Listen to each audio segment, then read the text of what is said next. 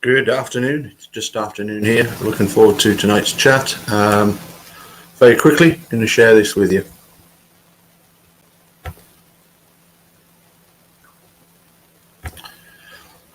This is something I've been aware of for a long time. A friend of mine, a teacher colleague, examiner colleague, in fact, examiner when I went through most of my exams right up to diplomas, Cyril, who used to go to Eton College to teach some music there.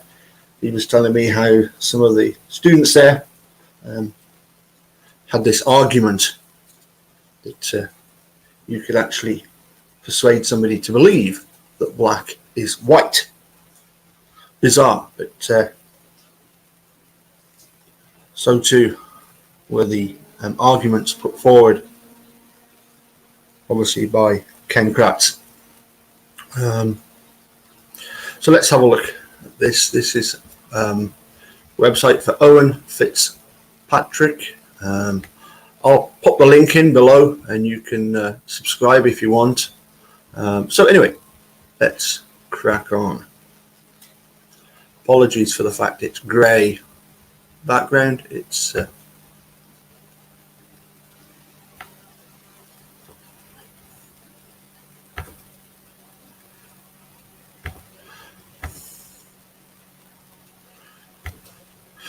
one of the coolest things I have learned in my studies on the field of persuasion and influence is that you can convince anyone of anything if you work hard enough at learning the skills. As a demonstration of this, let's take a concept that is obviously wrong, that black is white, and examine how you might convince someone of this.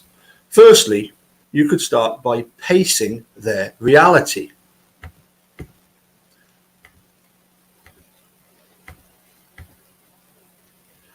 Quote, "It's a ridiculous idea to propose that black is actually white. It is seemingly not true, and yet I want you to think about the concept a little more deeply because you are going to be shocked to discover the truth. I know I was. By stating what you know they are thinking, you are pacing their credibility. You are showing them that you know what they are thinking and that you did agree. The word seemingly carefully positions doubt in the concept. The word shocked matches what kind of effect will need to happen for their belief to change. And the presupposition, discover, try that once more, presupposition, nearly, discover works quite well, presupposing the truth is different. Finally, by saying that you were shocked yourself, you are leading by your example. Presupposition. That's a bit tricky to say that one, but anyway, got there in the end. Next, you could quote experiments which throw doubt on their theories. Of course, you may be aware of the quantum physics experiments that regularly show that when you perceive that what you perceive to be true isn't, and what you thought wasn't true is, when you understand hardcore science. For example, in school we learned about the proton, the neutron, and electrons. It turns out there is no neutron. And how could this be? We are constantly being shocked by realizing that it was so certain it is not so. That what was certain is not so.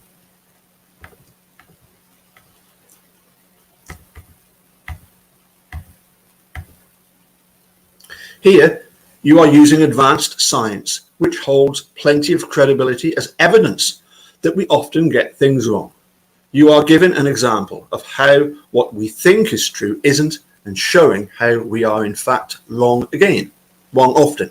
Again, the word shocked seems to connect the previous example with this example, and it almost feels as if science is arguing with their belief already. You could follow this by using an example closer to the topic.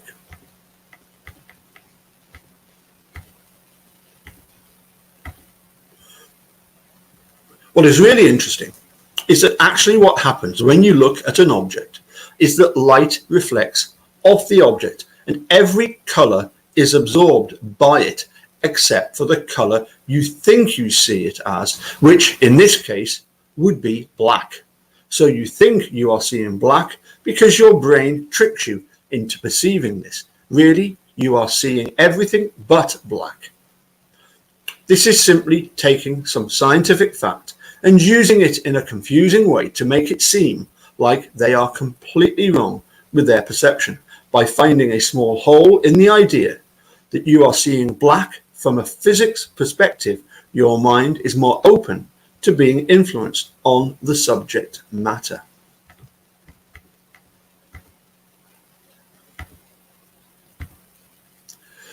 Then you could start bridging the gaps and stacking your points.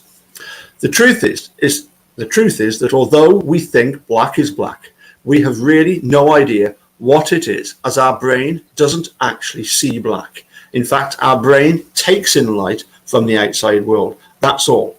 In order for something to appear black, it has to be held in contrast to something else, for example, white. So when you think you see black, you only see what your brain tries and convince you is black in contrast to what is white. Also, you only see it through the white light that allows you to see. So actually what you are really seeing is white. And therefore, even though it seems ridiculous, black is actually white.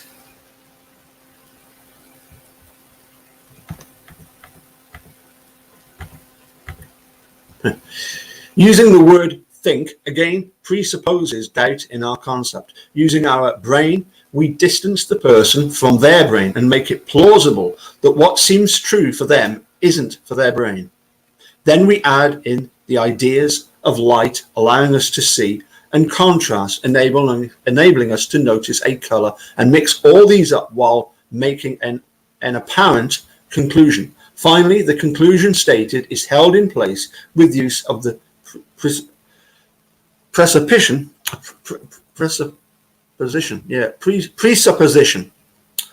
Gee whiz. Presupposition, actually. Okay.